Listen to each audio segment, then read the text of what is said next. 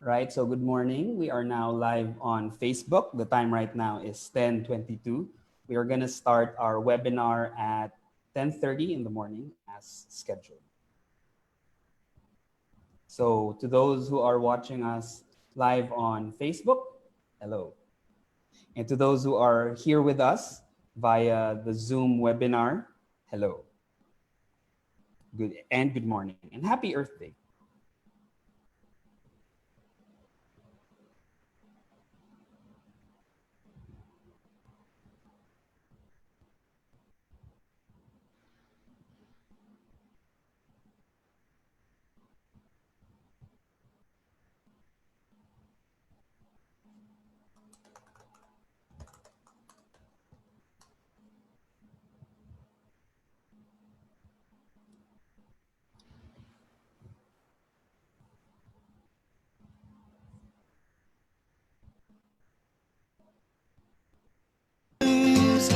You belong somewhere you feel free.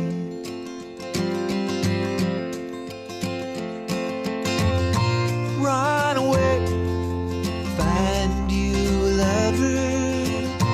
Go away, somewhere all bright and new. I have seen no other who compares with you. You belong among the wildflowers. You belong in a boat out at sea. You belong with your love on your arm. You belong somewhere you feel free.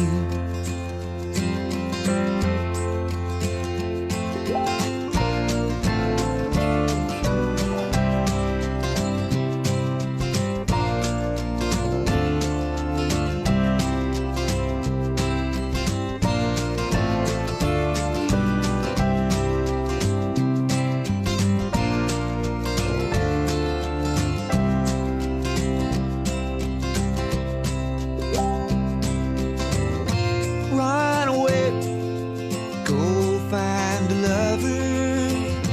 Run away, let your heart be your guide. You deserve the deepest of cover. You belong in that home by and by. You belong among the wildflowers. You belong somewhere close to me, far away from your trouble and worry. You belong somewhere you feel free. You belong somewhere you feel free.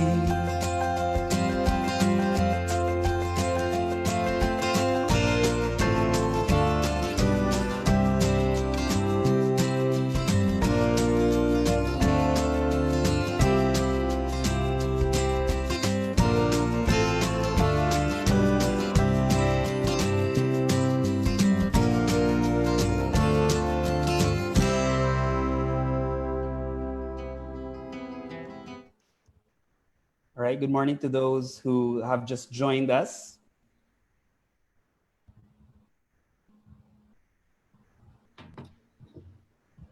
Good morning to those who've just joined us here. If you were wondering what that was, we were just playing the Spotify playlist for Earth Day just now while we're waiting for the rest of the participants to come join us here. So we are also live on Facebook Live right now.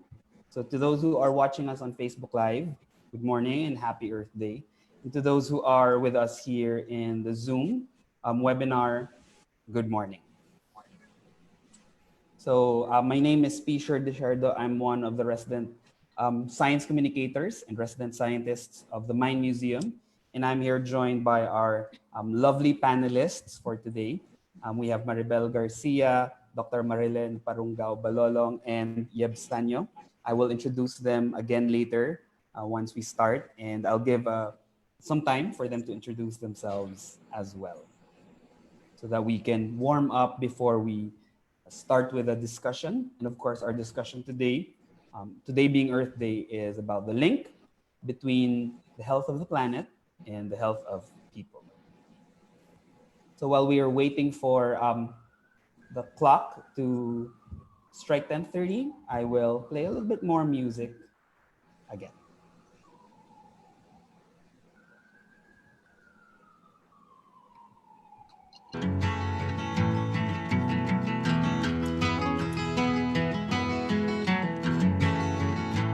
He was born in the summer of his 27th year, coming home to a place he'd never been before.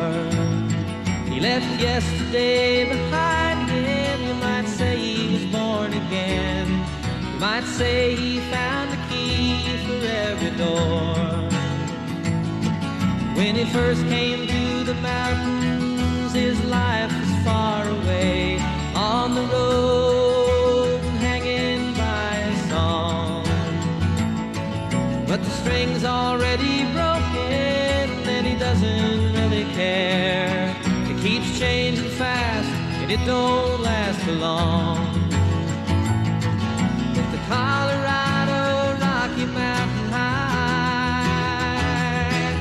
I've seen it rain and fire in the sky.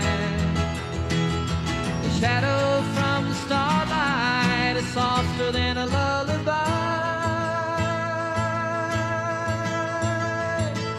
Rocky Mountain High, Colorado. Rocky Mountain High, Colorado. He climbed Cathedral Mountains. He saw silver clouds below. He saw everything as far as you can see.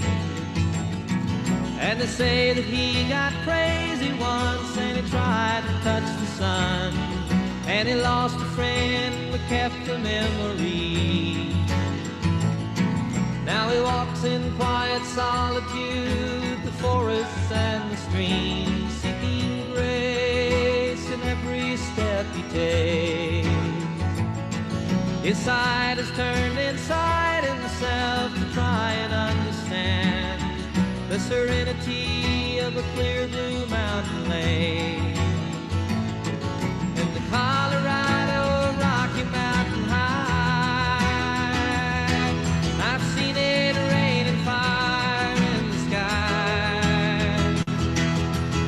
Talk to God and listen to the casual reply. Rocky Mountain High, Colorado. Rocky Mountain High. All right, good morning. Good morning to everyone in attendance. For those who came in just now, if you were wondering, we were playing the Earth Day playlist on Spotify while we were waiting for more people in attendance.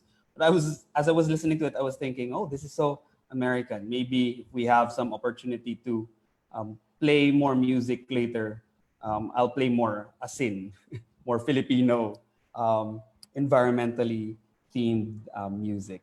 So good morning to everyone who is with us here in the Zoom webinar, and good morning to all of those who are watching via Facebook Live, and welcome to Cafe Scientifique. My name is Pisher Desherdo. I am one of the science communicators at the Mind Museum, and I'll be your host for this morning. Today, I am joined by our lovely panel. We have Dr. Marilen Parungao Balolong, who is a doctor of public health and is a professor of microbiology at the University of the Philippines, Manila.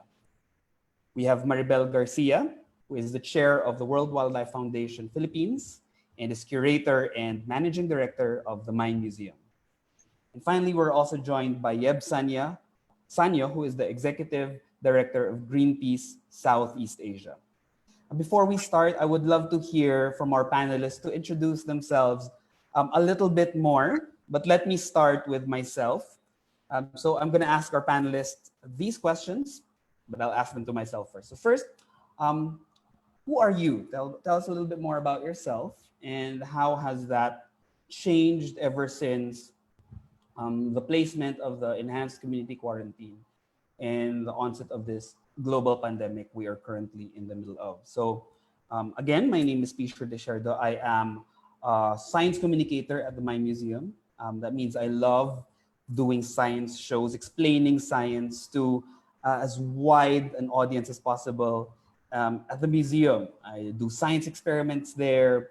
I host science workshops. I facilitate those workshops and so on. So I'm also the astronomer at the museum. So sometimes I would do sidewalk astronomy in BGC, lugging around our big telescopes in different parts of BGC wherever we can catch a glimpse of some celestial bodies through the buildings and light pollution of BGC. And then sometimes guards would approach us because they would think that I'm bringing weapons, because sometimes the telescopes look like weapons.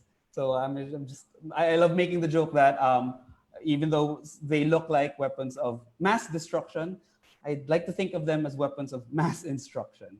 So it's one of my favorite jokes. So that's who I have been. And then ever since the enhanced community quarantine, I have tried to be the same person, but online. So I have started to become a vlogger of sorts. I have started hosting Facebook Live science shows through the Mine Museum's Facebook page. And I have, together with my colleagues, worked on the series we call Mind at Home, which you can catch on the Mine Museum's Facebook page. We've had several installments so far, a month's worth of installments of videos of science activities that you can do at home. Very simple science activities using simple materials that you probably already have, ranging from lessons about air pressure to how mutations work in viral DNA. So please watch them, especially if you have kids. There's a lot of things there you can do with your hands. Speaking of hands, wash your hands all the time. All right, so that's it for me. Now I'd like to hear from our lovely panel. Let's start with Dr. Balolong. Ma'am Len, can you please tell us a little bit more about yourself and how has that changed ever since the enhanced community quarantine?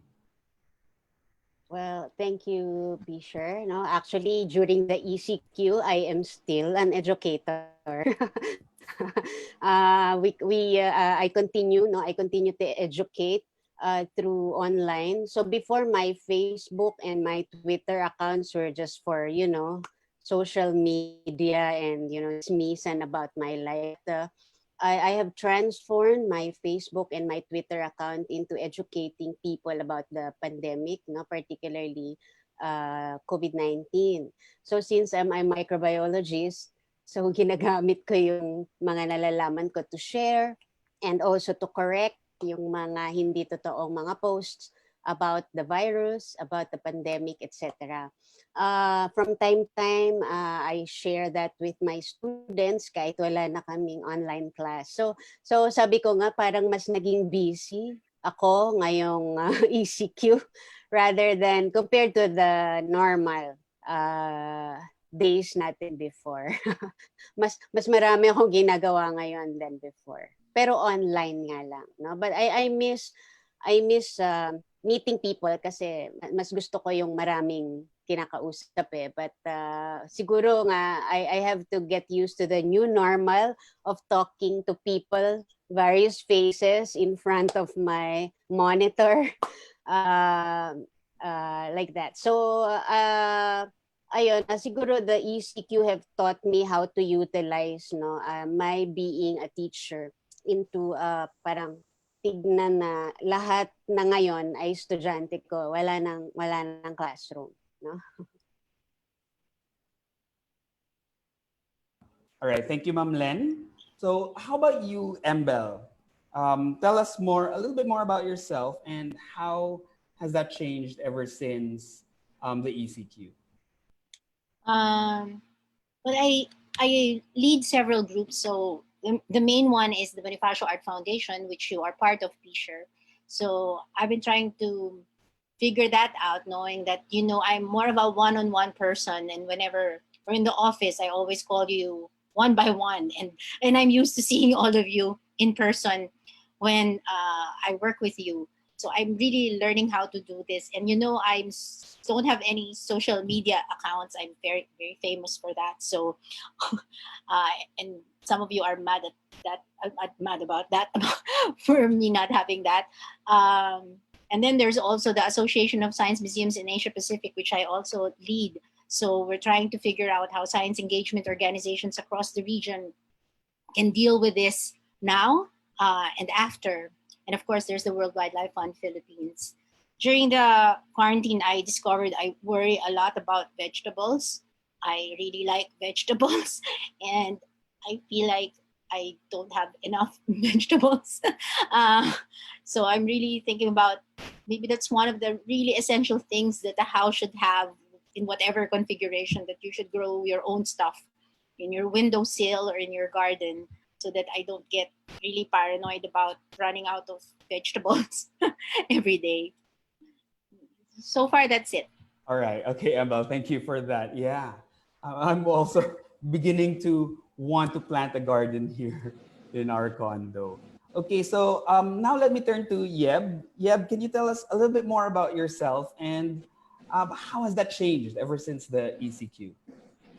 Yes, thank you, Pisher, and hello to all of our attendees and all who are following Cafe Scientifique today. Happy Earth Day, by the way, to everyone. Very, very sobering day for us to celebrate the 50th anniversary of Earth Day. So just to introduce myself as well, my name is Saño.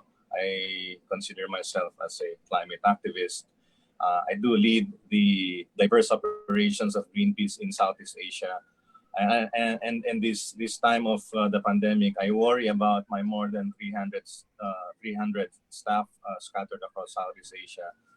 It's my responsibility to keep them safe and to, of course, to make sure that even at the time that they're all at home trying to work, I take responsibility for their well-being. So that's sort of my regular job and continues to be my job until now. But one of the things I wanted to share with everyone, what this pandemic has made me become is one.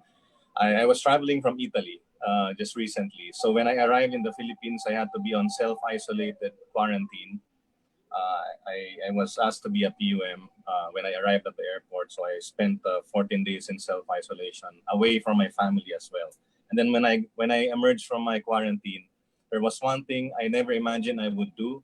On normal days, I would ride a bike or walk or be on my electric kick scooter to get to work. And one thing I hate the most, especially in Manila, is driving. But these days, I found myself heeding the call from friends to be part of this volunteer group called Oplan Hatid, Laban sa COVID, because a lot of people, frontliners, especially doctors and nurses, could not get to their hospitals with the lockdown. So this volunteer group, there's about 100 of us waking up early in the morning and driving. So I average about 4 passengers a day, frontliners. I drive them to their hospitals, and I have become a TNBS driver, which was something I never imagined. Wow, thank you for sharing that, Yeb. That's really an inspiring story, and I'm sure we'll hear more inspiring stories as we go on in this conversation. So once again, welcome everyone to another installment of Cafe Scientifique. Cafe Scientifique is a global grassroots movement founded on the idea that conversations about science, conversations like this, are too important to leave to the scientists and the experts alone, and that we, members of the general public, must be part of these conversations. Thus, the goal of Cafe Scientifique is to encourage meaningful conversations between scientists, like Dr. Balolong, other experts, and members of the general public. The Mine Museum is home of Cafe Scientifique in the Philippines, or as we lovingly call it, Cafe Sci. The team behind the Mine Museum has been hosting Cafe Sci for about 10 years now, even before there was a physical museum. In those 10 years, we have hosted several cafe sites where the speaker was thousands of miles away, or in the metric system, thousands of kilometers away, remote. In one session, we even had a speaker who was all the way in the South Pole, while the rest of the audience was in Taguig City. This is the first time when it's not just the speakers, but also the audience who are joining remotely. By the way, I'm just having a virtual background. I'm not really in the Mind Museum, like many of you.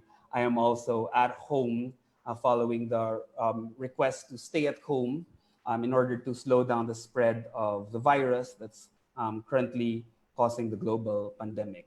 We are all doing our best to help flatten the curve. So this fact that this is the first Café Scientifique hosted by the museum where all the participants are remote speaks to the unprecedented nature of the situation we are in.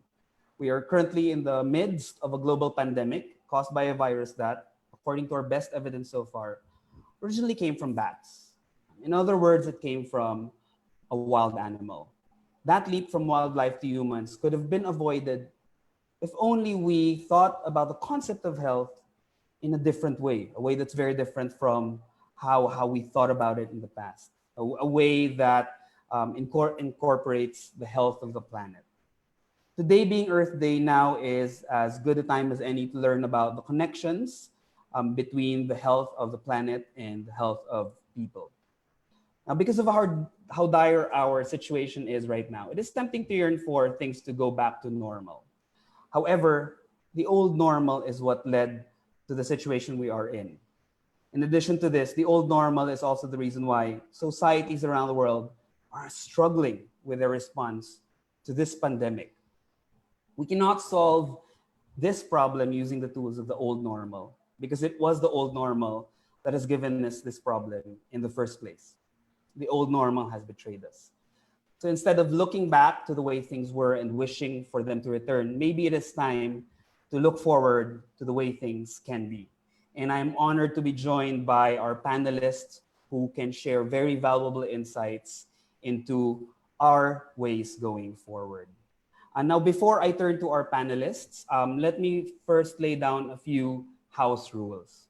So I am requesting all participants to be considerate and respectful to everyone in attendance.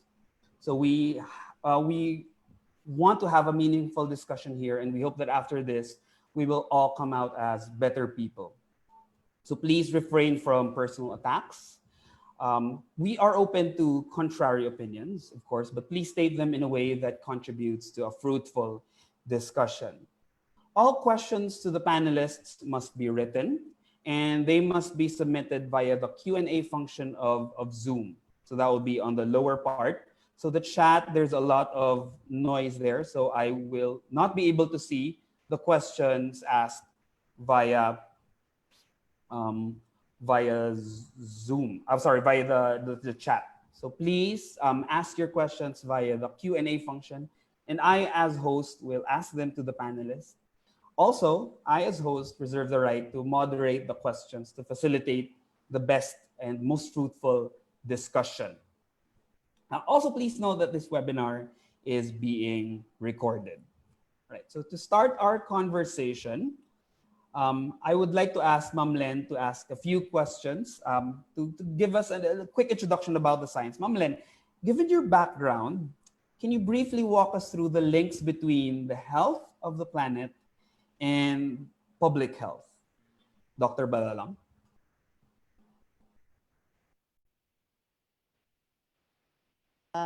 I have prepared a few slides to show. Some of these slides, siguro yung mga lagi nakikinig sa akin, nakikita nyo na tong slides na to. So let me just share it. Please tell me if I'm sharing it correctly.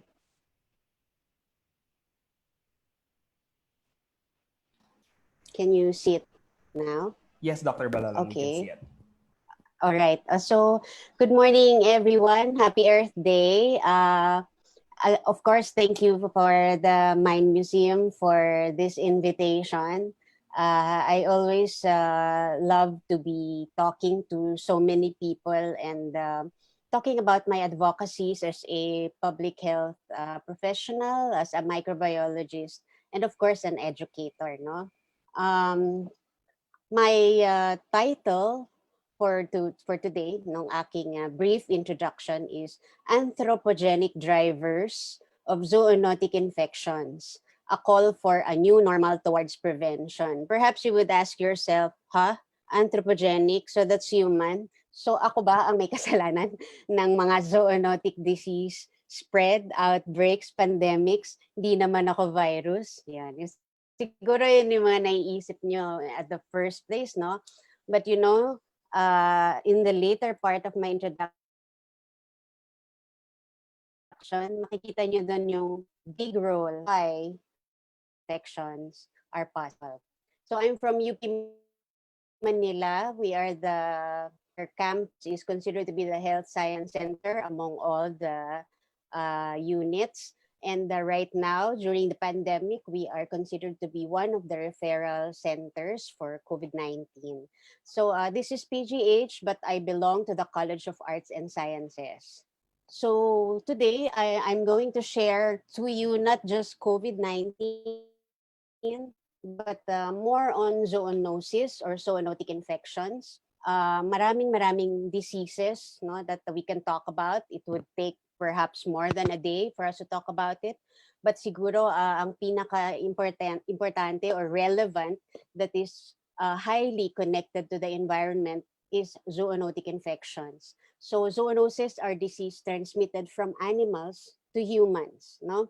So initially, they will be found, no? So they will be found in animals. The animals would either be reservoir, kumbaga nandun lang sila, or the animals can be infected as well. But the thing is, no, the question is why it has to transfer to humans, no? So basically 60% of all infectious diseases in humans are zoonotic, ano? And 75 of all emerging infectious diseases are zoonotic, including SARS-CoV, the causative agent of COVID-19. And here are, I borrowed this slide from UN Environment Program or UN, UNEP, no? So they have beautifully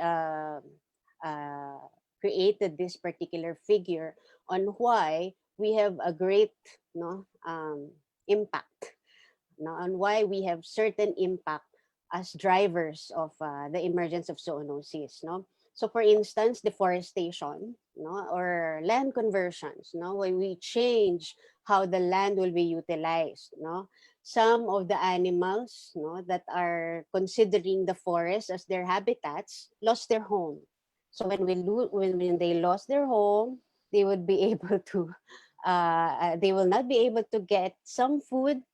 Lilipat yan sila kung saan, and they might, you know, reach below, no, o sa baba ng kagubatan, and perhaps reach your home or your community. We never know, no?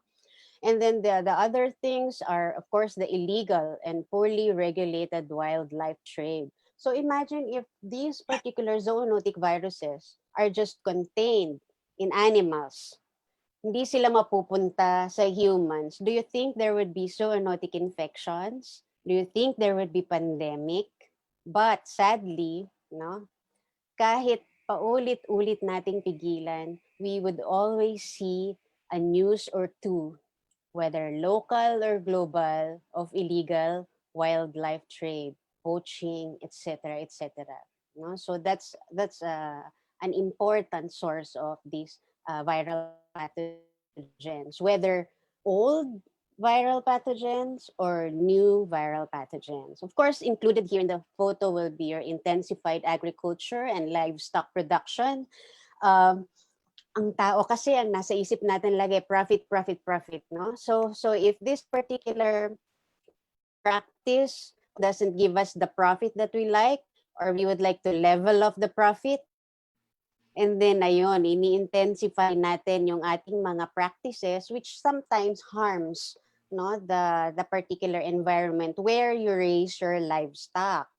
And the sudden increase in the cases of antimicrobial resistance. So sasabihin, oo nga, isa rin ako sa contributor niyan, no? And then of course, climate change. Although for COVID-19, the data connecting is not yet fully complete. But for some of the zoonotic diseases, meron na tayong mga data that links it to climate change.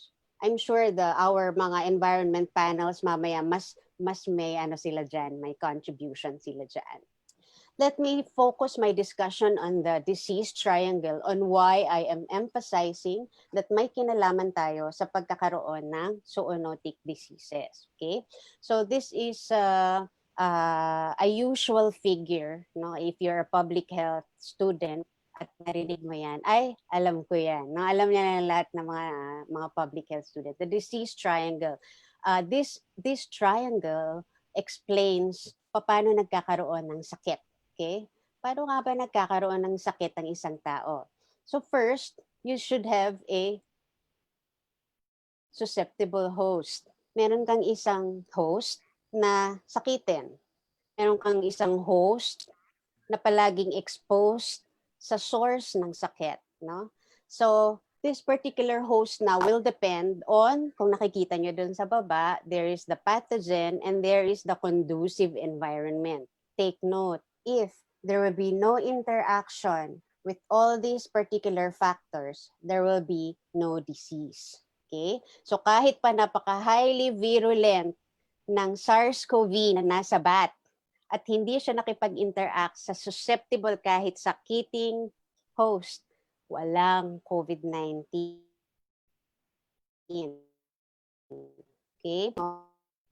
Tinatanong nila was, so pag uminit na ba, mawawala na ba yung COVID-19?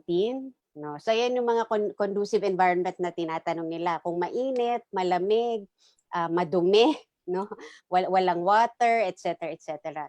If the environment is so favorable to permit the interaction of the host and the pathogen, magkakasakit ka. So yun yung disease triangle. And take note, ito yung gusto kong i-emphasize dito is the conducive environment or an environment that would favor the contact of the host and the pathogen. Okay? All right, I'll give you an example. So this is also a highly moving figure. This is a paper by Garcia. So sabi niya, no, there are so many diseases that are actually easily controlled kapag kinontrol mo yung mga environmental factors niya, no, or yung environmental reservoir. If it is waterborne disease, kunwari yung cause natin ng pagtatae, yan, kapag madumi ang tubig, di ba, nagtatae tayo, di ba? So, you have to control doon sa site, yung pinanggagalingan natin. Kung madumi ang tubig, bakit siya dumumi? Di ba? Kung hindi madumi yung tubig, walang sakit. So, you have to check it out, okay? So, there are various drivers of pathogens in environment, no? Pwedeng soil. Saan ka ba nagtatapon ng trash? At sino ba yung hindi nagtapon ng maayos ng trash? Yung bacteria ba yon? Yung virus ba yon? Hindi, no? So it's us. So if we would really consider taking care of these particular or significant, no, environmental areas, yun yung actually contribution natin to stop the transmission of it. Sinasabi niya figure na to that in planning a policy, no, or kahit yung planning to circumvent the problems brought about by various diseases, kailangan aralin yung environment reservoirs ng mga pathogen, water, soil, air, anywhere, no? All right. So I will be proposing two paradigms. This is one is One Health and another one is planetary health. Dito kasi yung kaya nating gawa ng paraan tayo as humans, no? So kanina pinakita ko na meron tayong contribution sa pagkakaroon ng sakit, this time, may magagawa rin tayo para mapigilan or ma-prevent yung mga diseases, infections, outbreak, or even pandemic. So, ang One Health considers the three angles dito. The first is healthy humans. Gusto natin yun, di ba? And then healthy animals and healthy environment. And of course, the interaction of all those will be good health for all o yung tinatawag na One Health. Okay. So how do we use this concept? No? How do we use this concept if we would like to prevent zoonotic diseases? Okay? So sa part ng animals, for instance, how can you prevent zoonotic infection? So you could utilize policies on vector control. Ang disease ba ay ang nagkokos ay daga? Bakit nagkaroon ng daga? Paano natin siya makokontrol? Once you control that, controlled and prevented na rin yung disease. Ang disease ba ay lamok ang may kasalanan? Langaw, etc. Bakit nagkalamok? Bakit nagkalangaw? So titingnan natin yun. No? Others will be, of course, we have to study competition among species. Hindi naman natin pwedeng sabihin, lipulin lahat ng lamok. Of course, mosquitoes are part of your ecosystem as well. No? But of course, we have to study all those things. Animal migration, you have to consider that. If sa avian influenza, sinasabi lagi nila na may contribution ang migratory birds, hindi mo na ba agad papapasukin lahat? So you have to study and weigh, no? And of course, international alliances, no? Particularly, I think itong international alliances would help build diplomacy or diplomatic policies regarding trade ng mga animals, no? So yun yung natin. So that's the animal part. How about for the humans? Okay? For the humans, of course, we have to get ready or to prepare or to make available the diagnosis and treatment. Okay? We have to promote, no? Ito po yung disease. Halimbawa sa ngayon sa pandemic, kung wala kayong TV, radio, or cell phone, you know what's going on? I don't know if some households would really access kung ano nangyayari po sa atin ngayon. I really don't know, no? But of course, we have to promote, to tell yung mga diseases na yon, no? So ginagawa po yan ng mga public health centers, etc. Bakit sila magkakasakit, tsaka bakit hindi. So dapat yung mga programs dyan in place. Access to healthcare. Napapansin nyo na po ba kung paano ang access to healthcare natin ngayon sa pandemic? Kagulo na po tayo ngayon, di ba? So it has to be in place, no? Ang marating na pa isa-isa.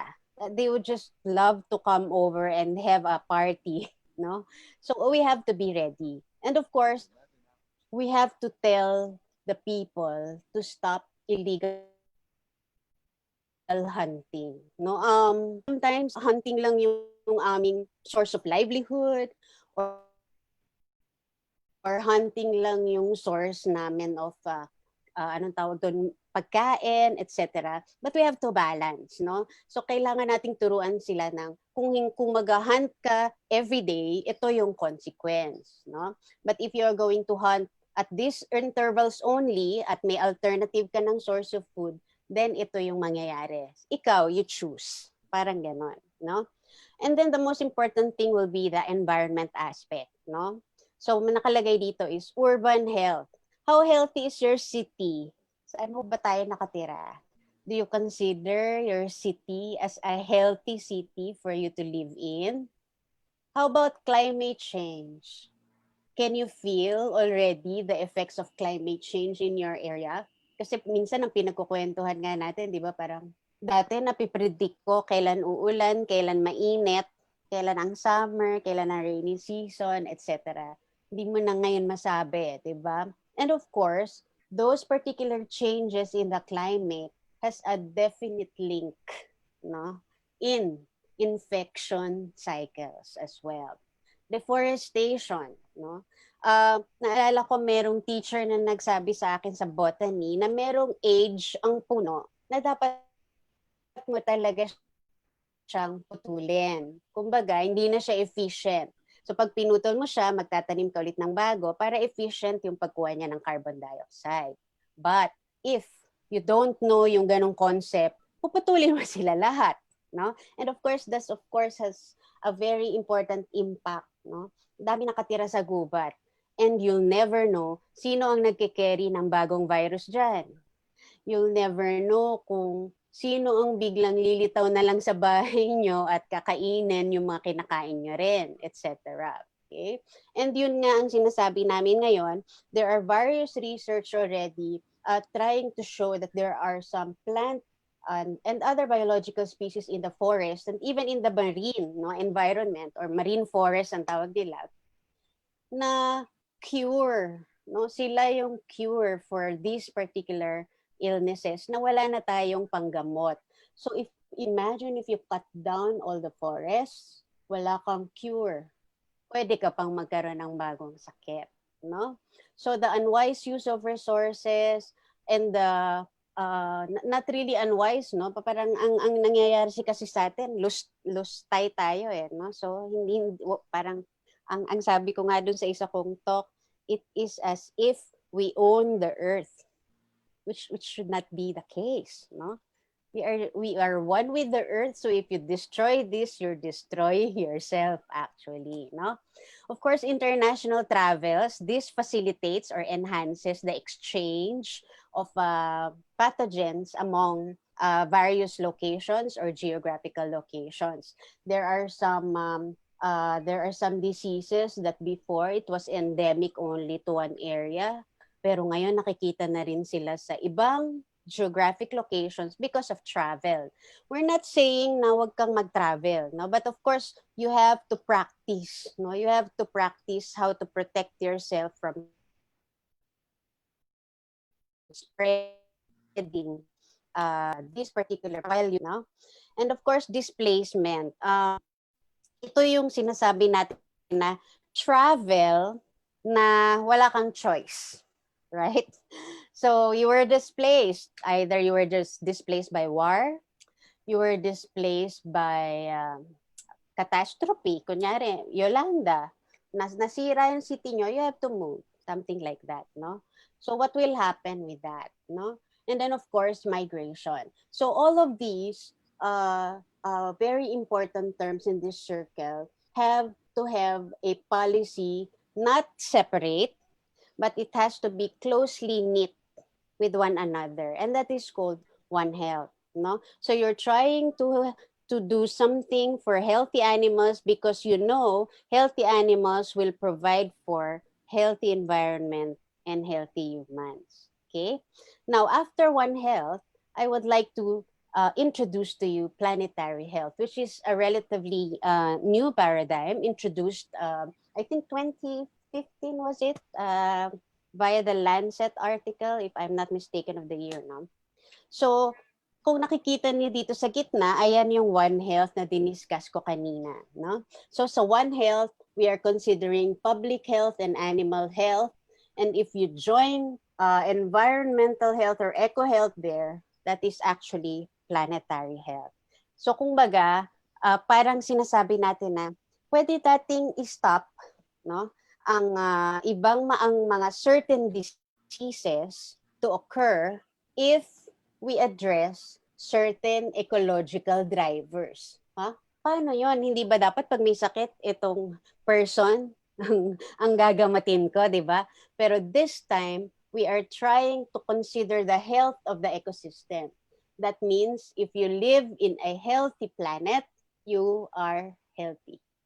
Okay? And if you try to make your planet sick, you will be sick. No? So parang ganun yung idea of planetary health. So the next pandemic could be prevented by ending wildlife trade, reinvesting in the monitoring of potential zoonosis, among others. No? So this is, I think, one of the best spectrum that could make everyone understand what planetary health is. I borrowed this slide from Dr. Renzo Ginto.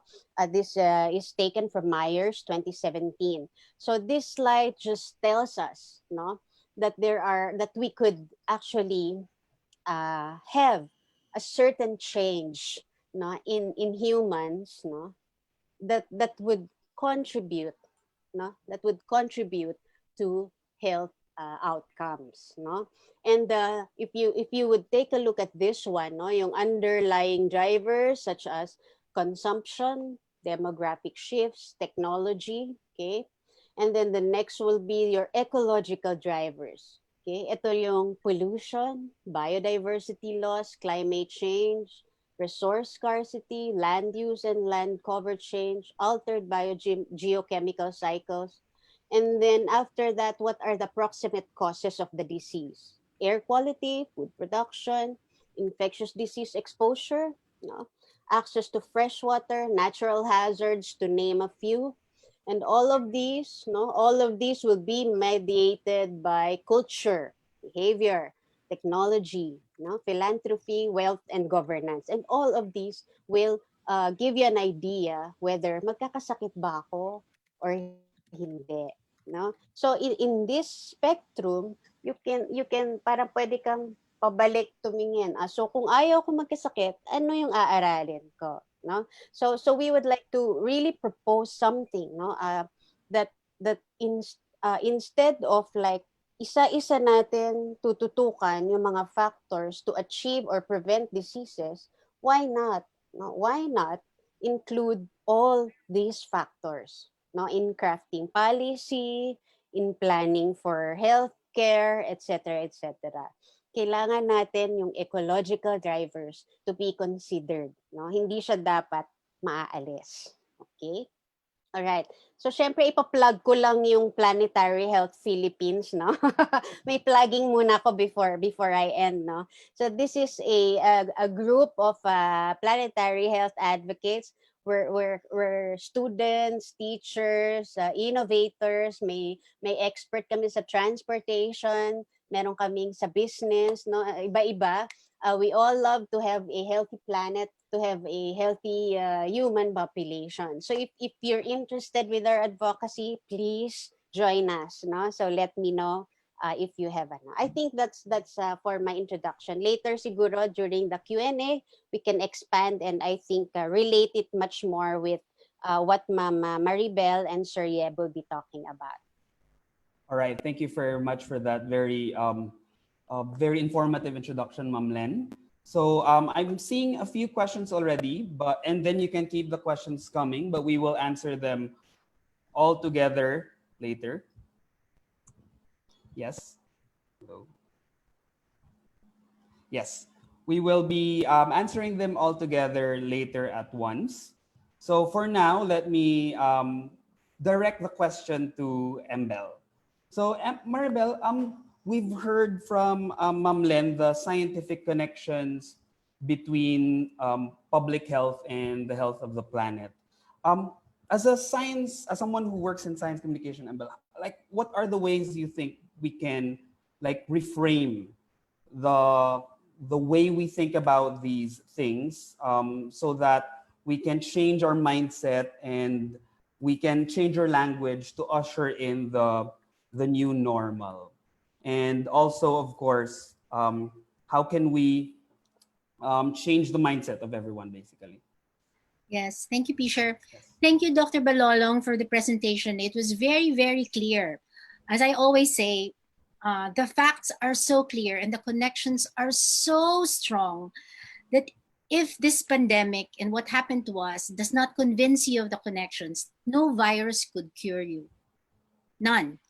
So since it's very clear, the connections are so clear, all our eyes should be on the goal, which is for a restored planet. No exception. And I think we can change that discourse if we all agree that all eyes on one goal, a restored planet, so that we can also restore human health. So I think we can do this go about this three ways. I wrote about this recently in Rappler. I think we have to acknowledge. I have a few slides. I only have 3. So how do we change our minds now that the connection is crystal clear? I think we should acknowledge that everyone is guilty. Can you see my slides? Not yet, Embel. Sige, I'm sorry. Can you see it now?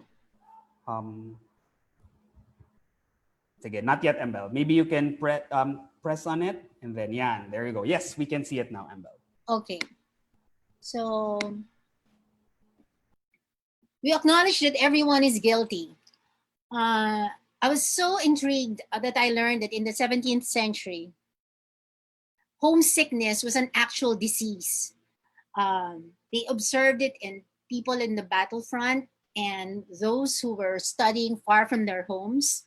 They started getting sick and almost dying from this weird thing that grips them and causes them to really expire and die.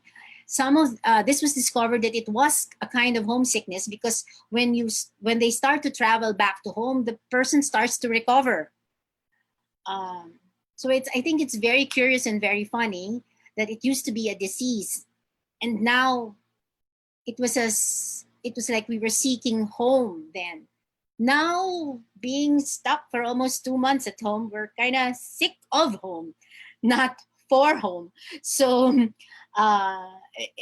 it gives you a new perspective on something like this, because what you yearn for now is an actual kinship once again with your fellow human beings, an embodied kinship where you can hug and kiss, and also a kinship with nature, with the outside.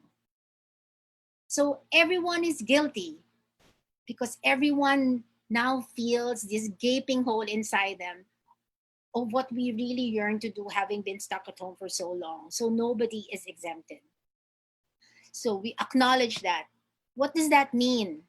We changed the direction of the discourse in that it includes ourselves this time. Accountability has always been about other people. when we say something is wrong with our country, something is wrong with the planet, but that's not me. I think because the connections are very clear now, and what is so wrong is just so pervasive and so big that you have to acknowledge that you were part of the problem before. So I think we suspend our own hardcore beliefs that maybe we got really the interpretation wrong. Things like go forth and multiply. maybe we got the concept wrong. Maybe we interpreted it wrong. Maybe the concept of delayed gratification is really what morality is all about. Maybe we could all agree, despite your religion or non-religion, agree on the sacredness of certain habitats and places so that they can recover. Because conservation allows use, but what it does not allow is breach of carrying capacity. So asyngenitis, you see on the screen, asyngenitis is that other concept I came up with, because syngenitis means a kinship with anything. So I think asyngenitis is what we're feeling now. We're kind of plagued with this yearning and a sickness that we are not in fellowship with anything or with nature. So what do we do next? We transform. We have to master, and I heard Dr. Balolong say this too, we have to master the art and science of connected thinking across the disciplines. Individual, big business, community businesses, economics, the concept of savings, happiness, even happiness, and yes, it all starts with education. I still always tell the young people today, the first thing I felt after finishing my first degree was that I was so dumb, because I met people right after college who knew about natural history. I didn't have a minute of natural history in college. So I said, what kind of education was that? I wasted like 20 years of my life not learning anything about natural history, when it is natural history that brought me here, that brought us all here. How come we are not taught that? And I think it's very important also that we are educated on how our brain works, that your feelings are very different from facts, that you may feel very strongly about something, but that you may be wrong. That is so important, that you may be wrong, that you have room to say that, oh gosh, I thought that was really a brilliant idea, but it was really stupid after all. So maybe when we start doing that and rethink and open our minds and become very thoughtful, then maybe we could transform. I also thought that in terms of thinking, we are always influenced by media. Maybe the first default news that we always get, each of us, when we wake up in the morning, is Google News about how the earth is doing in all its aspects. How is your neighborhood air doing, and how where you're headed air is doing before you even start anything. And I came up with a funny concept called, I used to hate screens. I mean, living on screens, but it has become so much a part of us that we consider it as part of ourselves. So maybe we could transform screens into our digital conscientia. There are famous studies in neuroscience that when people actually see how their brains react on screens when they're angry, on where they're being paranoid, and they see it on screen, they immediately change. So maybe when our digital lives reflect the impact of the everyday decisions that we do, whether we buy fast food or ride a car without anybody else in it, always go for the easy way, then maybe that kind of conscientia can make you better each day. And then I think the last main point I would like to say in terms of how we transform our thinking is that we restore. And Yeb will say a lot more about this. Everything has to be restored. And because we are consuming 2 planets at the rate we're going, we're almost at 2 planets, meaning how we are living now is consuming a planet that does not exist. Because if you haven't noticed yet, we just have 1 planet. But we're consuming 2 planets. We're actually eating it away, consuming it away. It's like pulling the rug from underneath us. So there is no way but to transform. And since we're in a negative, we don't just neutralize, but we restore. And since many, especially young people, those who have been born into this digital life, one time I came up with a concept called selfie, but it ends with FEE. Since everybody wants their faces uploaded somewhere else or wherever, maybe we should really charge a cent for every selfie that you upload, not just because of vanity, but because you owe the earth your setting. You're alive and is able to promote your face or yourself because the earth allows you to breathe. Even your own imagination happened while you were alive, that you were breathing because of what the earth gave you. So I think we should all charge everyone everything that they need to make public, even posts, 1 cent. And that money goes to a random algorithm to go to planetary health, research for people who are super duper susceptible to things like this. And then there will always be that fund so that when things like this happen, when we all close in and protect ourselves, there will always be something for all of us. So those are the 3 things. I think we should acknowledge that we are all guilty, because the essence of immorality is always the exception of oneself. but we are all guilty. So we transform and then we restore. Thank you. All right, Amber, thank you for that powerful synthesis about like how we can change our mindset given what we know from science and how it connects with the other disciplines as well. Now, speaking of changing our mindset, of course, we're having this discussion here because we don't want to, again, be a victim to doom and gloom mentality, where it's just all, oh, the earth is gonna go to ruin because of all what we're doing. We really want to have a hand in changing the outcomes. And that's why we're here. We want to know what we can do to help on many levels, on the level of individuals, on the level of small communities, and on the level of big communities, from countries to the whole global community. And on that, I will now turn to Yeb to ask him the question. So Yeb, what do you think can we do? Like as someone who speaks for the group of climate advocates and environmental activists, what can we all here who are listening do to help and contribute to change the outcome? Thank you, Pesher. And I just want to check if you can all hear me okay. All right. So thank you for the discussions that we've already had. I just have a caveat. I'm looking at the clock, and I hope you bear with me as I offer my insights for this morning. It's a big question of what can we do.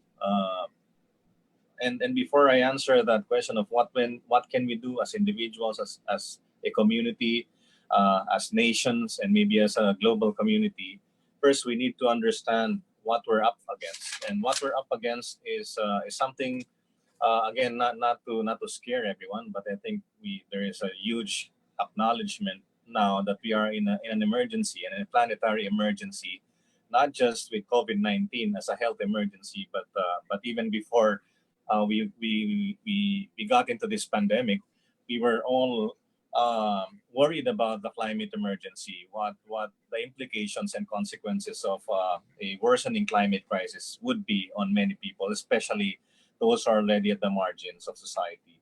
So how do we create that transformative change, I think is the question. How do we create that transformative change within that very narrow window of time that we have to make things happen fast enough? So because we can do a lot of things, right? But are we sure that what we're going to do would be fast enough to drive that transformation? And it's not easy. So let me frame it in this way. And now, if I may share my screen as well. And I hope you see my screen. There you go. And so I'll start with a slide that says, the saddest aspect of life right now is that science gathers knowledge faster than society gathers wisdom. This might be a contentious statement, but it came from one of my favorite sci-fi novelists, Isaac Asimov. And I do agree with this to a large extent, because I think we have brilliant minds talking about the problem, and even brilliant minds coming up with solutions.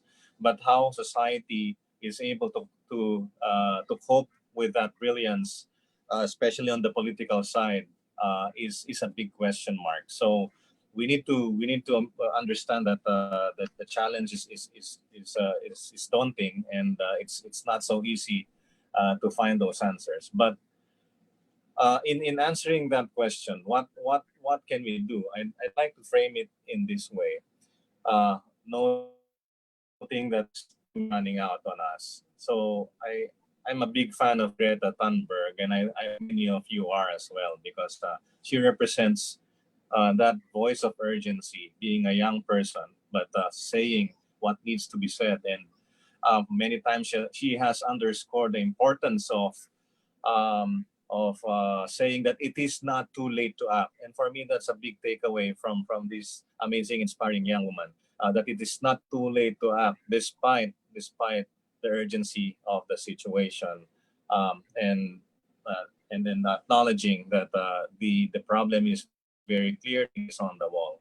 So as activists, or let's say as advocates in our daily life, I hope to remind everyone that while what we're up against is a crisis of epic proportions on the environment, on our habitats, on ecology, on biodiversity, on how does, in fact, knocking on our doorstep and affecting our own health, our own human health. I always like to boil it down to three things, and all of these things begin with the letter A, whether it's in English, in Spanish, in French, maybe in Italian. And these three things are avarice, arrogance, and apathy. And as responsible citizens, I think we should always wake up in the morning and fight against these three things. There's too much greed out there that's resulting in overconsumption of our resources, too much greed that is over extracting resources from nature. And then arrogance is the belief that we're better than nature, or that we're better than everyone else, and we must fight that. And the third thing is apathy, which is the belief that it's someone else's job to solve the problem.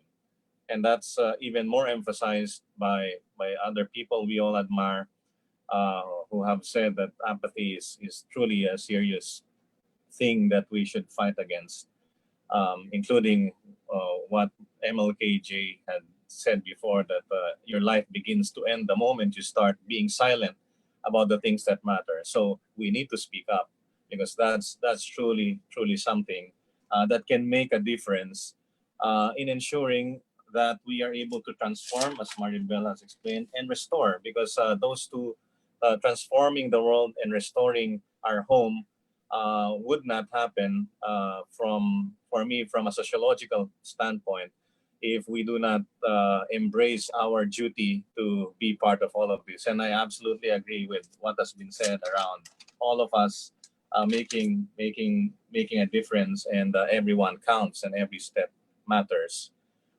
The choices are very clear for many of us, and we don't want to follow the path of gloom. We always want to embrace a brighter notion of what can be. So what can we actually do in concrete terms?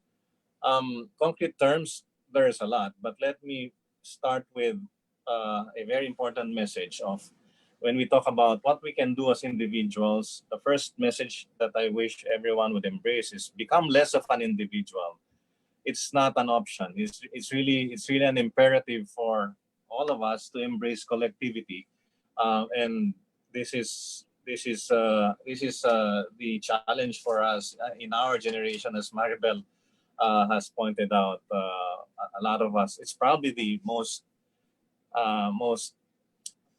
lonely generation, despite our apparent connectedness through technology. But a lot of us order food by pressing a button on our phone, or press a button and a driver will pick you up instead of you taking mass transport.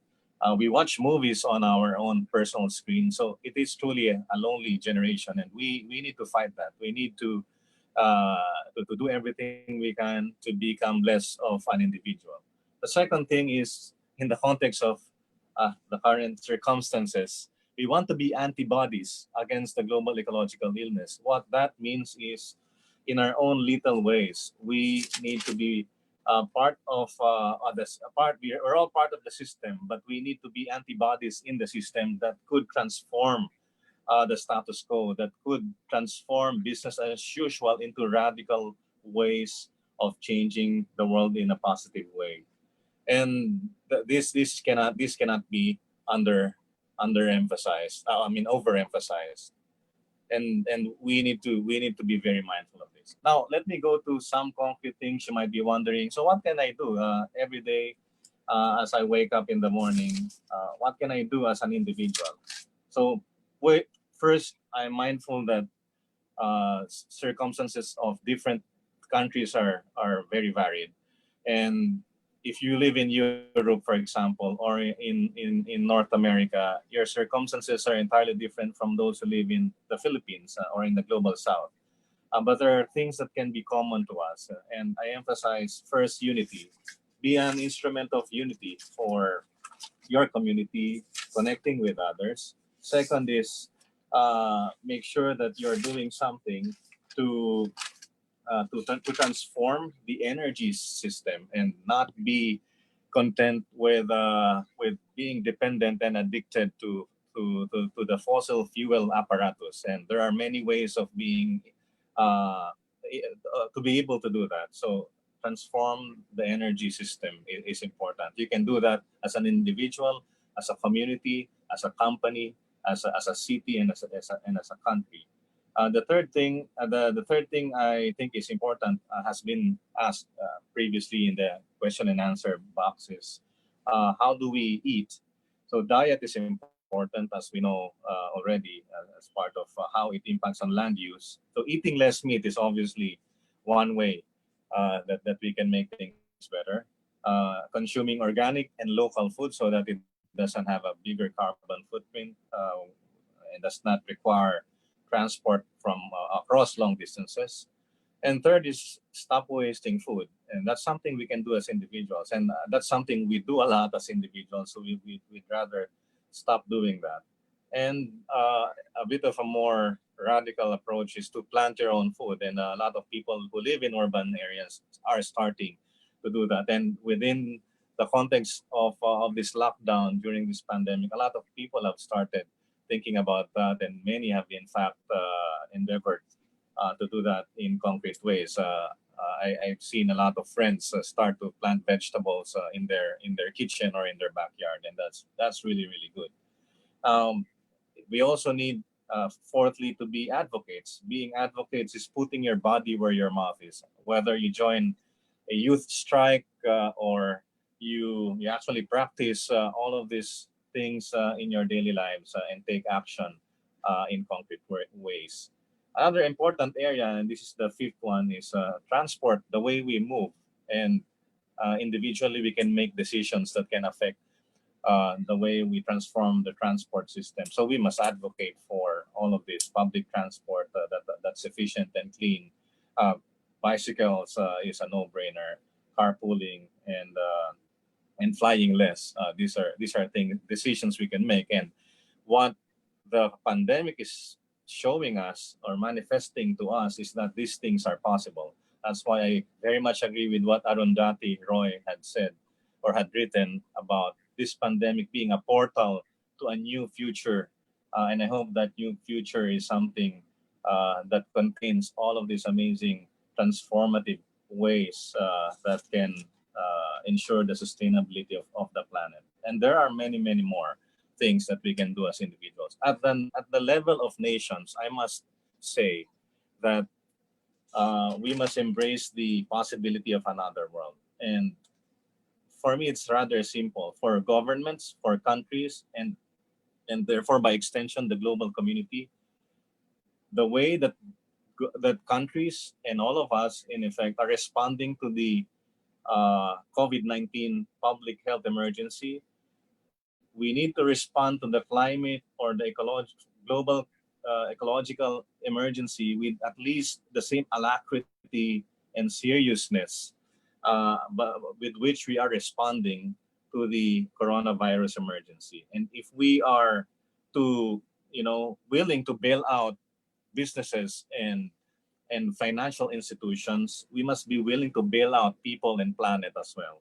So that, I think, that is important for at the nation level. So every step counts, every day counts, every drop of water matters, every kilowatt of electricity matters. So let me just end this with a couple of quotes from, of course, one of my favorite stories. And in The Lord of the Rings, it was said by Gandalf the Grey that some believe it is only great power that can hold evil in check.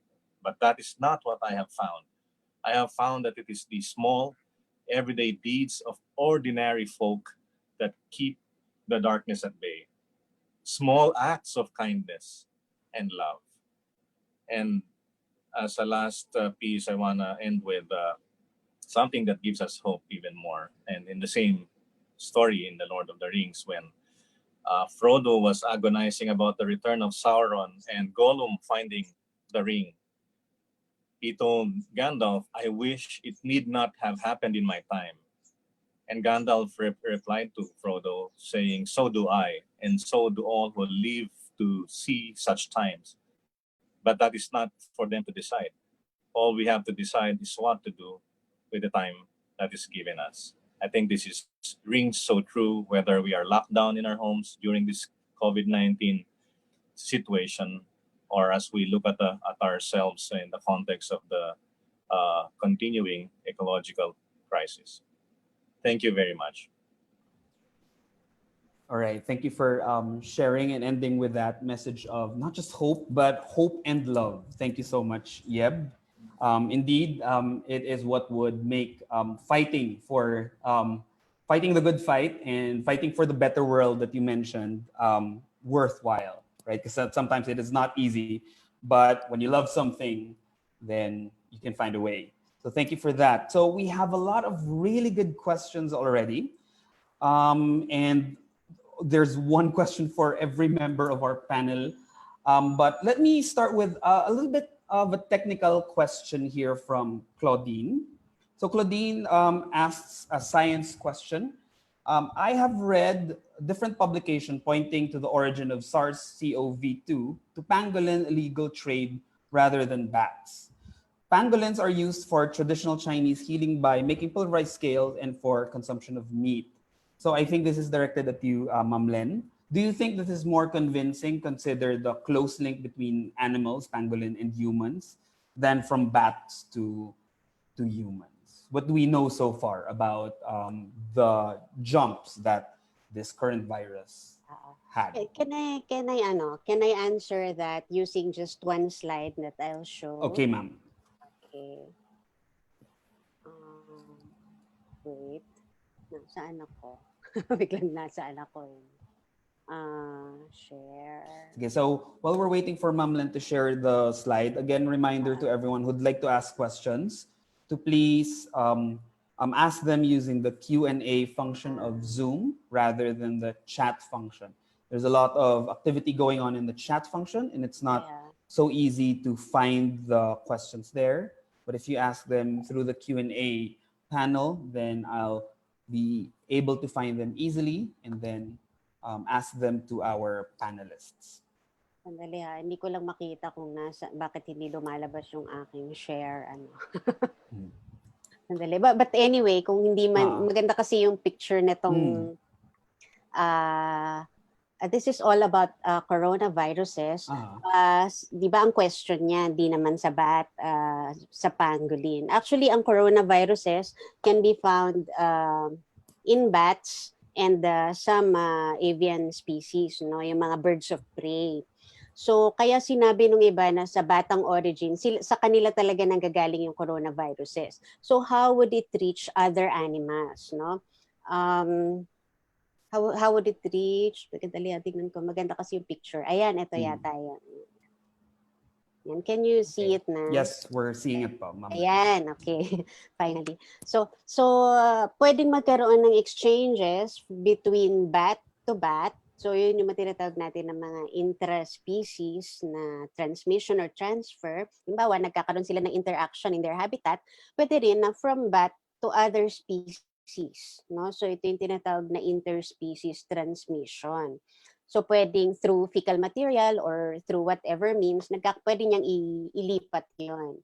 And then ang sabi nga nila is through pangolin. Both bats and pangolins are considered to be a very precious trade, tawag dito, wildlife trade, no? Na ito talaga hindi lang tinitrade yan para alagaan or whatever, but for food, medicine, yung mga kung ano-anong ginagawa nila, no? And it was well documented that bats, also pangolins, are traded for medicine, for food, both the scales and the meat, no? So tama si Claudine dun sa point niya. So there is a possibility that somewhere in whatever habitat nagkaroon ng exchange between bats and pangolins. Meron din namang mga nakasulat na ganun. But as per the virus family is concerned, based from this particular PowerPoint, you can see that the bat is the origin, but it can't be transferred to any animals after that. Gusto ko ring i-point out na only two groups of lineage, the alpha coronaviruses and the beta coronaviruses pa lang ha, ang nagkakaroon ng reports for transmission in humans, no? Doon sa kabila wala pa. So if you would see the drawings, if we continue to hunt these particular animals which are original, no, ancestors or yung mga nagdadala ng coronavirus, we could possibly have a new pandemic or a new disease that will be coming from that lineage naman. Pero so far wala pa naman siyang So, ayun, pangolin is reported also. So, if you would recall, sa SARS noon, it was from bat to civet. So, ngayon sa SARS-CoV-2, it is from bats to pangolin. So, magkaiba sila. All right, thank you for that, Ma'am Len. And I was just reminded din, no, kasi earlier today I read this article that made me realize the detective work that it took find out the origin of the SARS virus took a decade, right? Took 10 years. And we were just months into this new coronavirus, and it will take our scientists years and years now, detective work. Sige, let me ask the second question. Let me direct the second question to Maribel. Embel, we have a question from Mita Pangan. And Mita asks, how do we balance the need to appeal to feelings and the need to accurately educate? So when we try to communicate the science behind all of these things, the link between public health and environmental protection, how do we balance the emotions and the cognitive part? Yeah, I think when you say balance, you're assuming that the two things are far apart, meaning there are two ends and they're trying to balance each other. But I don't think that should be the case. I don't think we operate that way as human beings. You don't always feel a seesaw in your head when you are doing things or deciding on things. So what you should really do is always have a constant check. When you think about something and when you are struck by information, you are also immediately struck by your own reaction to it. There's no like, you wait a bit and see what's occurring at the other end, and then you try to balance. All these things happen at once. So what you should really try to do is that when you're confronted with information that you do not like, but is factual and that it's unimpeachable, then you should always check your feelings against your own vanity. That, no, I'm really right. And then make that feeling of your own personal feelings, personal virtues about being intellectually honest surface, so that that kind of emotion wins. And I always try to tell you that even in the museum when I give advice, there are so many things going on in our heads. Which one wins? The one you feed. So feed that one that can make you a better human being. And what is the check that you're a better human being? Your response is helping with the solution, and you are not part of the problem. I hope that helps me touch a belly. Yes. Thank you, Embel, for that. Now let me direct the third question to Yeb. Yeb, I think you've answered this already during your talk, but let me read the question nonetheless, and let me reframe it in a way so that your answer will be a little bit different. We have a question from an anonymous attendee who said, what are the concrete things that we, private individuals that is, can do to address or advocate for planetary and public health? And what are organizations, especially local chapters, that we can volunteer for or join to be able to do something?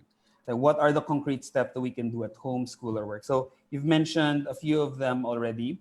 So let me reframe the question by asking, what is your personal favorite concrete action that you think is just so powerful and effective, or might not be given enough attention in most conversations about this?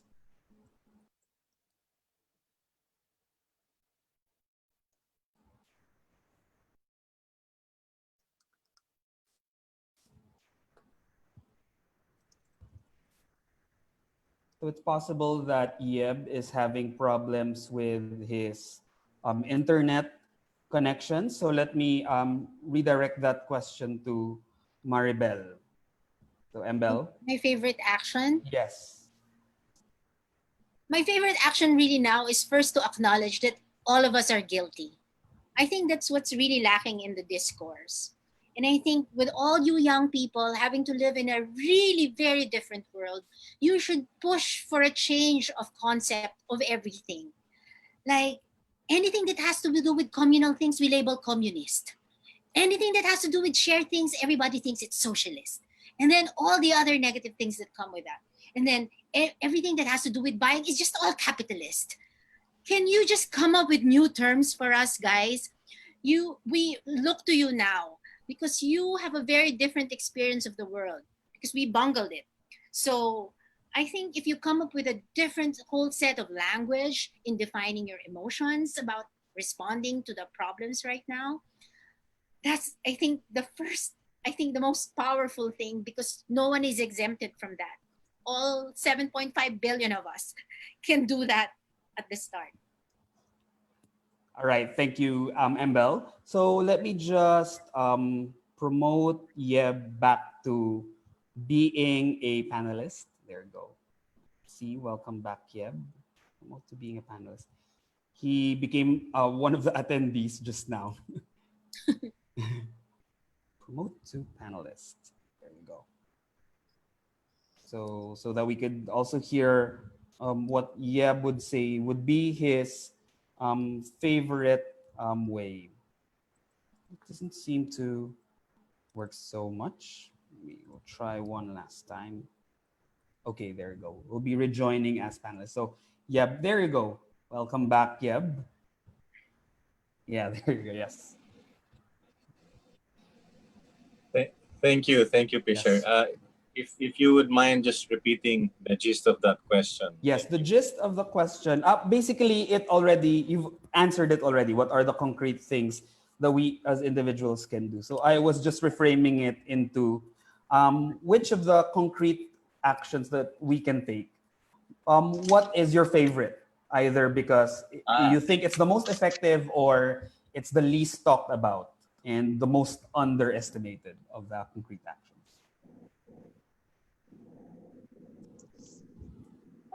Yes, concrete actions. I actually failed to mention one very important concrete action, which is also one of my favorites. But among all of these, the way we live our lives is really important, and in particular, the food we eat is important. And the relationship of food to our own selves and the relationship of food to nature is really crucial. And how we are able to effect a new kind of way of working with farmers, with communities. So if you eat food that has to be transported from abroad, then either that food is not healthy for you, or it exacts a very, very serious impact on the planet. So supporting local farmers, especially small farms, is the way to go. And one of my favorites, in this time of the COVID-19 lockdown, we've been working closely with local farmers, and there's a big realization for all of us who live in Metro Manila. We cannot survive without these farmers, and that's why we need to link them up with everybody who needs food right now. So, and that's something that everybody can do something about in their daily life. So yeah, eating less meat, eating more locally grown food, and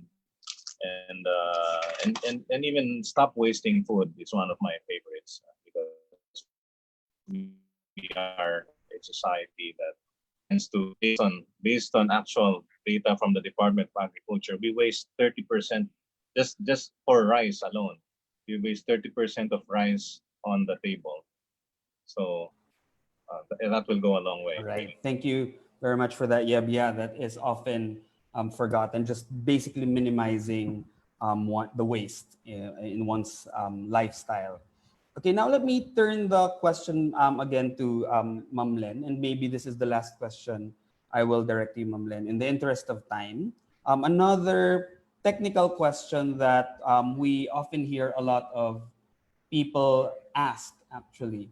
And I guess now is as good a time as any to put down the science so that people are clear about this question. And the question is related to a conspiracy theory, actually. The question is, do you think that the virus causing COVID-19 was biologically enhanced in the lab? Len? Thank you for that very intriguing question. So far, the data that are available points to a natural virus being spread, meaning gift yan ni Mother Nature sa atin. It is not biological, no? Kasi if you have read several published articles which indicates may mga parameters kasi na nagsasabi kung kumbaga checklist para masabi na ang isa ay engineered sa laboratory or ang isa ay naturally occurring, no? So kumbaga nagkataon naturally occurring siya tapos bago siya, no? So as of today as of the data available today, yung virus is not engineered in the laboratory. I think it's just a question of biosecurity. Some reports points it to really coming from a laboratory in Wuhan, but hindi dahil ginawa nila yung virus dun sa lab na yon, pero I think it's a problem of biosecurity. Hindi nila masyadong kasi ganun dapat sa laboratory no? May maayos na pagtatago dahil itong mga to ay gagamitin mo lang sa ganitong purpose. Pero kung halimbawa medyo may pagpapabaya sa side ng laboratory, pwede talagang mangyari yung mga accidents. Nangyayari yan sa mga laboratory. Ang problema nga lang ito, ito yung naging consequence, no? Ito yung naging consequence. But just to erase some doubts, no, sa mga tao, so far po ang data na available points to the virus as a gift from Mother Nature. Kaya siguro naman po panahon na para medyo maantig na tayo, no, at gumising na sa katotohanan. All right. Thank you for clearing that up, Ma'am Len. And also reminds us na extraordinary claims like that require extraordinary evidence. And we can't just establish facts like that in science on a flimsy basis of facts. So we really have to be careful, and that's why scientists are very careful with their statements. And speaking of naantig po, like the next question will be from Fred, and I'm gonna direct this to Yeb.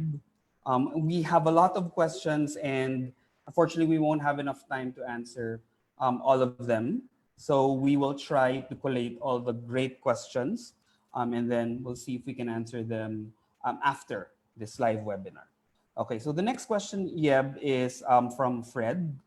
Fred asks, we know that the climate crisis will have led to disease, irregular weather, natural disasters, wrecked agricultural fields, and so much more. Do you think that given the horrible things that are happening right now, the emergence of this disease can be viewed as a wake-up call? It's a good timing for a wake-up call for the possible worst-case scenarios. Oh, thank you, Fred, for that question. I think it's truly a wake-up call for everybody, because for all of us who are alive today, nothing like this has ever happened in our lifetime, right? Probably one of the worst, unless you live in Syria, where you live live through conflict and every day you wake up to bombs and all of that. I think for most of us who live on the planet, this is the first time anything of this scale has happened. So it is a wake-up call, but I would not venture as far as saying it's a blessing in disguise, as some people might be interpreting it to be, like we have clear air and a lot of wildlife coming back to the cities. That's very temporary, but it is indeed a warning for all of us of what could be a picture of things to come. And we all know, and Dr. Lin could attest to this, that more pandemics are going to happen. We've had just not too long ago SARS, and then MERS-CoV, and then now this COVID-19. You see how things like this could be on top of the aggravation with a climate crisis, which has not gone away, by the way. So now we have all of these emergencies on top of each other. So it's I think I mentioned this earlier, but one of the most beautiful ways this has been described was by Arun Dapi Roy, saying this is a portal to the future. It could be portal in a good way. It could also be a portal in a very bad way. All right. Thank you for that, Yeb. Now let me direct the maybe probably the last question that we will answer live, and then we'll try to answer the rest of the questions after. Let me direct it to Maribel. It's from Samuel Calma. The question is, how can we convince people to care more about the planet as a whole rather than care more on their individual liberty as a nation? I think the best way to answer that is to also answer what Fred asked us, if this is a wake-up call. And I think we forget that something that we forgot for a long time and all the time, which we have awoken to now, especially based on what Dr. Balolong showed us, is we are animals. We are just so human and animal that we devoted 1/3 of the planet's landmass and 75% of the marine ecosystem to just feeding one animal. And that's the so human an animal, which is us. If there is anything that makes you really wake up to that you have no individual liberty because you belong to a larger classification called animals, and there are so many more, then that concept of individual liberty suddenly crumbles, and you have to reformat it and reconfigure it in such a way that you have to figure out mechanisms in order to be, for lack of a better term, I find it corny, but in harmony with other animals. We are animals. We forgot that for a long time. And this is why the virus naturally latches onto us. It recognizes us. 8% of our viral makeup came from viruses. The viruses were here long before humans were here. And they're not even living things. That's why I hate this metaphor of war for this thing. The thing that we're fighting doesn't have a brain, doesn't have a battle plan. We are at war with ourselves. We're settling our own actions, the consequences of our own actions. And I think if we changed our metaphors in something like a symphony or an orchestra, where we have roles and are very sensitive to each other. So it's music that's the metaphor instead of war, because men would always really like that metaphor of war. Most men anyway. And I think if women had their way, there'll be a change of language about these things. And we all know that language changes behavior.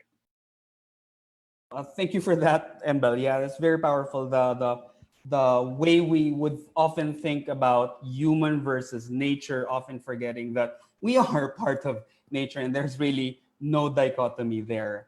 There are a lot of really great questions, some of them coming from Facebook Live as well. Unfortunately, we are running out of time, so we won't be able to answer them here live. But to wrap it up, I'm going to ask one question from Maria Adeviv Lasam, and I'm going to ask it to each of the panelists. After answering it quickly, you can give a really short closing remark for basically the take home of our audience, right? So about a 2-minute wrap up for the whole topic. So the question from Maria Adeviv, I hope I'm saying your name right, is if we are going to be concerned about the health of the planet, what is the industry that will thrive and will help assist sustaining a good ecological system? So what industry, what human activity in a bigger scale would help in making that possible? So I'll direct it first to Mamlen, then to Yeb, and then I'll direct it to Embel to close and wrap up the whole Cafe Scientifique as well. So Mamlen. Okay, thank you. Parang I will try.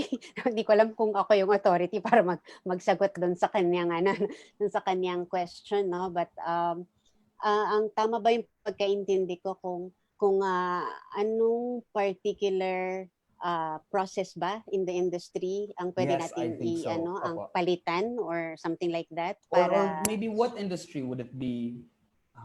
Yeah, I think there's a lot of different ways to interpret it. So ang daming no? Yes, ma'am. So interpret it na lang po in the way that you think would be a good way to wrap up the whole your take home. Siguro ang sa akin would be the health sector na yun ang gusto kong tutukan, marami tayong policies siguro sa health sector natin na hindi, kumbaga, maganda sa pagkakasulat, pero hindi naaayon sa pag ginawa na natin in practice, no? So I would really challenge na from the lessons learned from this pandemic, that we would like to challenge talaga our government to really have or incorporate nga yung mga ecology-based rationale sa policy making, pandemic preparedness, etc. No? Or kahit man lang yung mga paghahanda natin sa mga simpleng sakit na paikot-ikot dito sa Pilipinas, no? Kasi hindi lang yan laging, ay may bakuna or may gamot or may ganyan. Minsan kailangan mo ring tanungin yung may access ba siya kahit may bakuna? Or sa kapaligiran ba niya, kahit may gamot yan, pero ang kalat, ang dumi, or what? Ganun holistic natin tignan. I think it would be very nice to really knit all together both the understanding of how the environment works and how diseases works, no? Kasi para yun nga yung sinasabi ko, no? Tama yung sabi ni Maribel kanina, no? Nauna dumating yung mga mikrobyo. Actually, kung ihahabla nila tayo, matatalo tayo sa ownership no? Kasi nauna sila dumating dito. And actually, kung hindi natin sila papakialaman, di rin naman nila tayo papakialaman, ano? But it just so happened that we conquered territories that should not be conquered anymore. And this is the consequence of it all. So what we are to do is really to be prepared, prepare more tayo being, human being. Na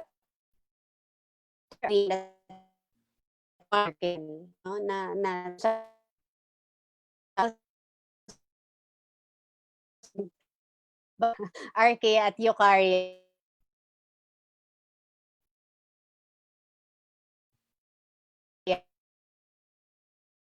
Hello, napakarami na members nun. So,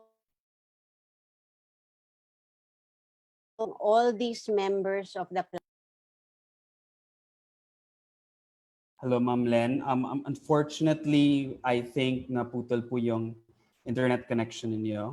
Maybe we can hear later pa ulit how else. Ayan, bumalik na po kayo, Ma'am Len. Sige po, Ma'am sorry Len. nawala ako. Apa, super saglit lang po. Like just for Pero a few siguro seconds. last statement Yes, ko po. lang na yun Last na statement, we really have to incorporate the knowledge of the environment and what our role as human species in this planet in all policies drafted for the health sector. Right. Thank you very much for that. Very powerful and important take home, Ma'am Len. Now let me direct it to Yeb. Yeb, what can we, as human beings, we're very industrious and we like working together, no? With each other towards a common goal. I guess that's the essence of an industry. Diba? It's not making profit. It's not any other thing. It's just humans coming together for a shared goal. So what would that shared goal be for you? Yes, thank you, Pisher, and thank you for that question.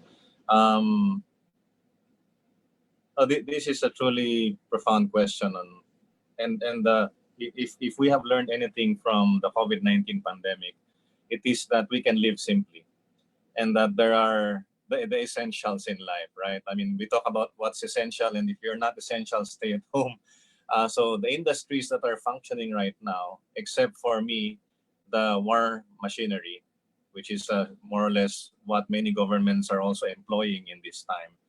I think the industry of hope will be one of the things that will survive this and that would continue to be instrumental as we confront the larger ecological planetary crisis. The health sector, as Doc Len has pointed out, is part of the industry of hope because doctors and nurses, their business is to care for people. And I think every industry that is there to care for people is necessary. And then we still need food, water, and energy. But in the evolution of things, I think we will have to rely on food that is more local because right now you cannot import food. And I think we're going to be able to do that. And then energy is important. I think I want to emphasize that the science around the climate crisis is very clear. It's abundantly clear. And in fact, the scientists are saying it's unequivocally clear. And since climate change is arguably the most pervasive and most serious threat to our civilizations, humanity itself, we would need to take the boldest actions that would ensure we are able to confront the climate crisis. And therefore, the science is also clear that we need to abandon the outmoded, dirty energy systems. That's one of the single most important thing. But I just want to leave our friends who have joined us today with one last message from me. And this is more or less my Miss Universe answer to what is one single thing you would recommend to engender another world that can be truly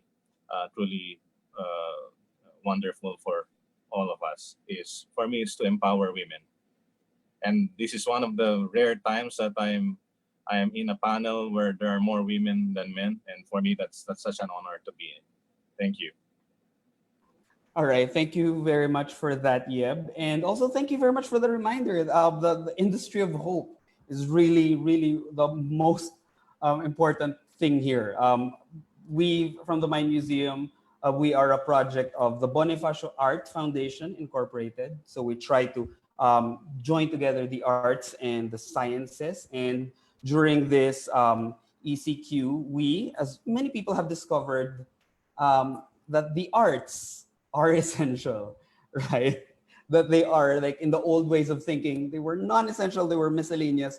But now we see that the things that bring us hope, that bring us comfort, that allow us to grapple with what it means to be human really are essential. And with that, let me now direct it to Maribel. So to wrap up our whole conversation for Cafe Scientifique this Earth Day 2020. Ambel? Okay. I'd like to thank Pisher and Len for joining us. It was a very rich discussion, and I think it made my week. I threw my shoulder off last week, so I was a bit scared that I wasn't going to be up to it. But I'm really, really happy having to have reconnected with Yeb, who I've known for 3 decades, and you, Dr. Balolong. So thank you very much for your participation. I'd like to wrap off by actually answering the same question on what industry would lead us into ecological health. I think it's connected to what I said about the Industrial Revolution got us in this mess. The word industry got us in this mess less than 200 years ago. People just had their own notions of what industry could be and where could it accelerate and what it could exploit.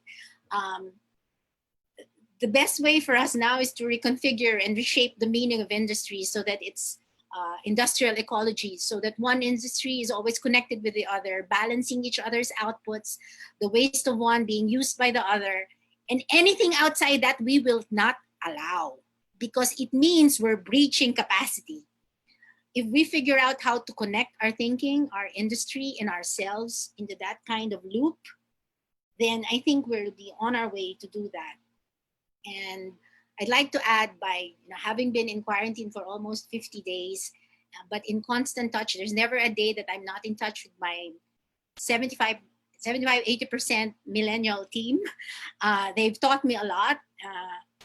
And I always say that to my friends who complain always that they really can't work with millennials, I always scratch my head that maybe because I work with the best millennials. So as an ending slide, I realized that this year we have about 1.75 billion people 40 years old and below. So as an ending slide, I'd like to think that this is how we restore. I really like this. It was a very simple graphic which made me breathless.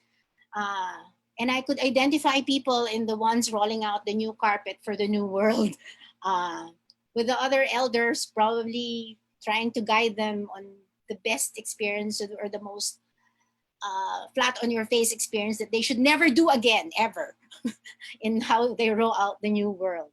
So to the millennials and the younger people, please show us the way. And to the older people, open your minds. There is no other way. We're all in this together. Thank you. All right, we are all in this together indeed. Thank you very much for that wonderful closing remark, Embel. I'd like to thank our panel, every single one of them, for being so generous with their time and their knowledge. Dr. Balolong, Maribel, and Yeb, thank you so much. I am sure our participants here in the Zoom webinar and on Facebook Live are very, very thankful for your generosity in sharing your time with us the morning of Earth Day. Thank you so much. And to all those of you who are attending the Zoom webinar right now and who have been with us for about an hour and a half now, and for those who are watching on Facebook Live, thank you so much for spending this Earth Day morning with us, right? So it's Earth Day, but it's also a Wednesday. And if you look at the names of the days of the week, they're also actually named after the original planets. So this is my passion. I'm an astronomer. So if you look at the names of the days of the week, they're Viernes after Venus, or Miércoles is named after Mars. Saturday is named after Saturn, right? So the days of the week are named after the original so-called planets, the 7 planets. Back in the time when they thought the sun was a planet, so they named it Sunday, and the moon was a planet, so they named it Monday or Lunes for Luna. But there's no day of the week named after the Earth. And there's only one day in the year that's named after the Earth. It's Earth Day. It's today. Just reminds us that in the old way of thinking, the Earth was not seen as a planet, right? And I guess that's part of what we should change. We should realize that our Earth is a planet, one of many, but so far the only one we've found to harbor life, the only home we can have so far. And it's a wander in space, and we really should take care about it. As Maribel said, we are all in it together. We're all in this planet together. So thank you again for joining Cafe Scientifique. Please follow us, the Mind Museum, on Facebook and Instagram to learn more about when our next activities will be. For example, tomorrow we will have Mind at Home. I will perform a science experiment on Facebook Live that you can watch and learn and do with the children at home. And a reminder to everyone to please stay safe, stay at home as much as possible, and always wash your hands with soap and running water for at least 20 seconds. Again, thank you very much to our panelists, Dr. Balolong, Yeb, and Maribel. And thank you very much to everyone. Have a great day. It was so good to have all of you here, and enjoy the rest of your Earth Day. Thank you. Happy Earth Day. Happy Earth Day. Thank you. Happy Earth Day po sa lahat. Happy Earth Day. Thank you. Thank you. Yes. All right, so we will just give some time for the participants to leave the room little by little. And Ma'am Len, we have many questions. We have several questions from Facebook Live and Yeb. Now, you both have Facebook, right? If you have the free time lang, you might want to check out a couple of the questions there that you can help answer.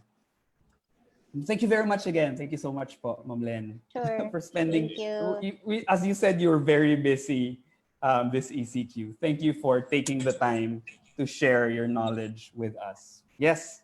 Hello, you. people on Facebook Live.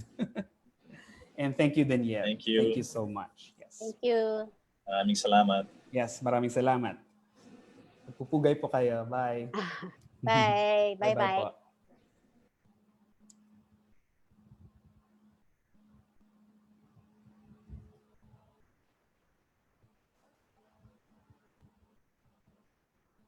All right, so I will end the live stream now. Thank you very much for watching. Goodbye, and please don't forget to follow us on Facebook and Instagram, the Mind Museum, to know more about our future Café Scientifique and our future programs.